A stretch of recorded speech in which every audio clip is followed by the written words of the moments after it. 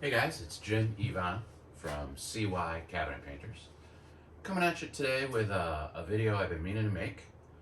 One of the things I do and we do as refinishers every time we paint is mix paint.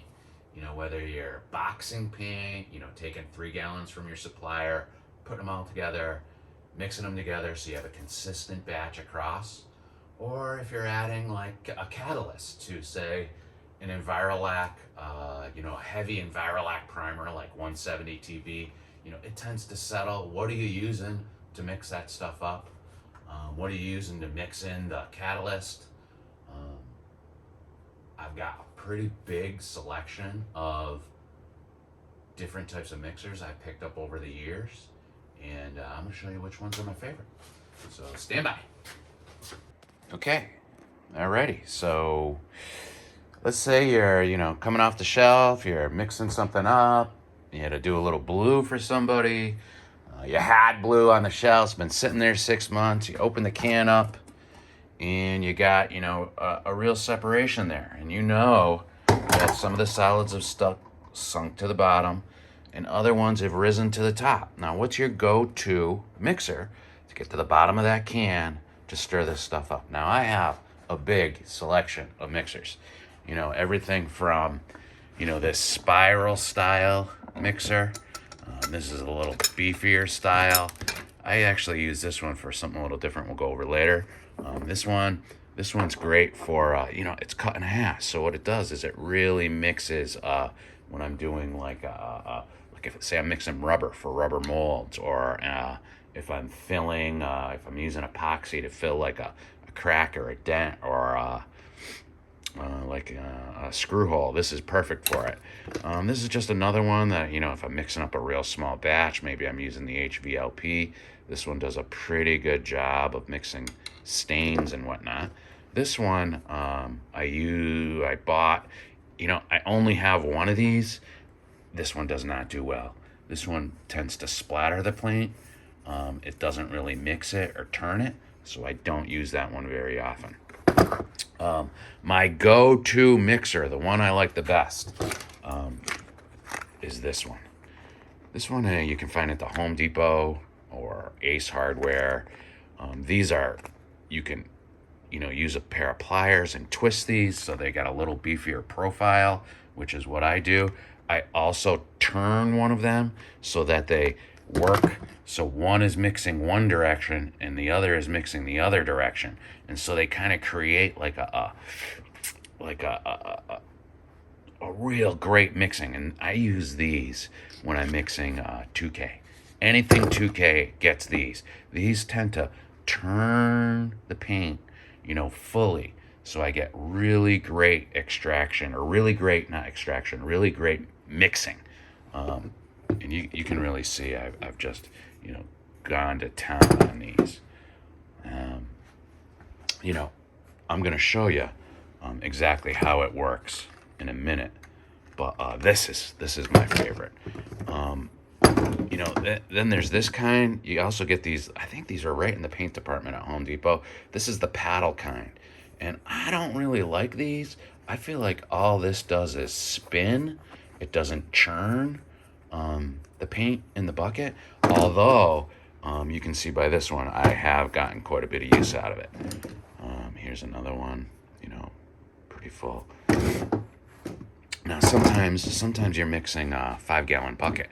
And this is really key, because what this does is it gets down to the bottom, right? And it can really scrape and turn that stuff. I use this one when I use Envirolac to just kind of crank up that bottom, because those solids, that 70% solids, if you're not using it constantly, it's going to sink right to the bottom. This is another one of these spiral spinning type, something like this. I also use this on a deeper 5-gallon bucket if I really want to get some turnover. Now, sometimes that Envirolac 5-gallon bucket comes in real heavy, and I want to go right to the bottom with it, with my spinning and turning, right? And so, lots of times when I'm just going to show you with this one. See this? I got this one all set up here. You can see how it's kind of, one's going one way and the other's going the other way. And you can adjust it with that little angle wrench there. And what's nice is you can see on these, they're all at different heights, right? This is, tight. This is first, The one I happen to have on here that I'm going to do this blue with is wider. And so what does that do? That gets me right to the bottom, but that second one isn't in there. And so I'm just using the bottom there to mix that baby up.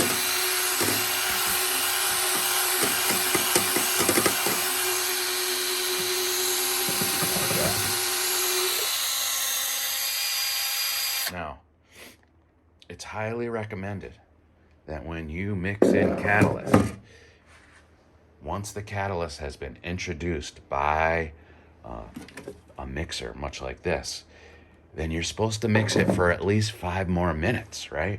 And that gets that paint or that catalyst. If we look over here, I got the LV Cat from Envirolac. I got a lot of Malaysia catalyst there. This is for Renner when I use the 851. I've got some Centurion here. Yeah, I got them all.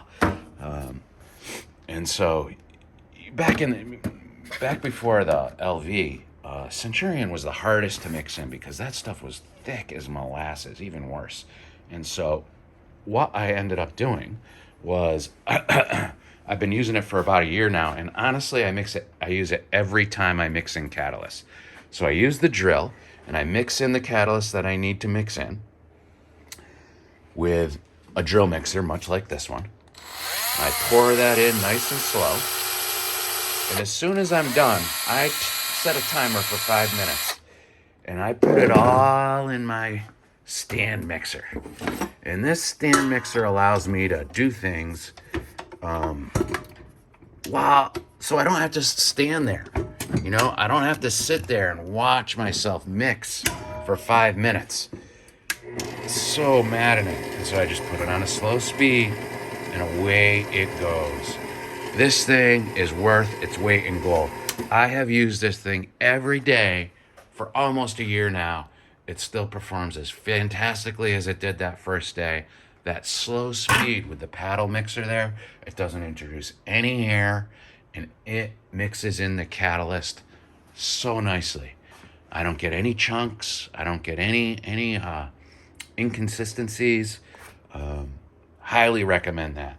I'd be curious to know if any of you guys have any other ways to mix. But that is my method, and it has been working fantastic for me. Anyways, thanks for watching, and I hope this helps somebody.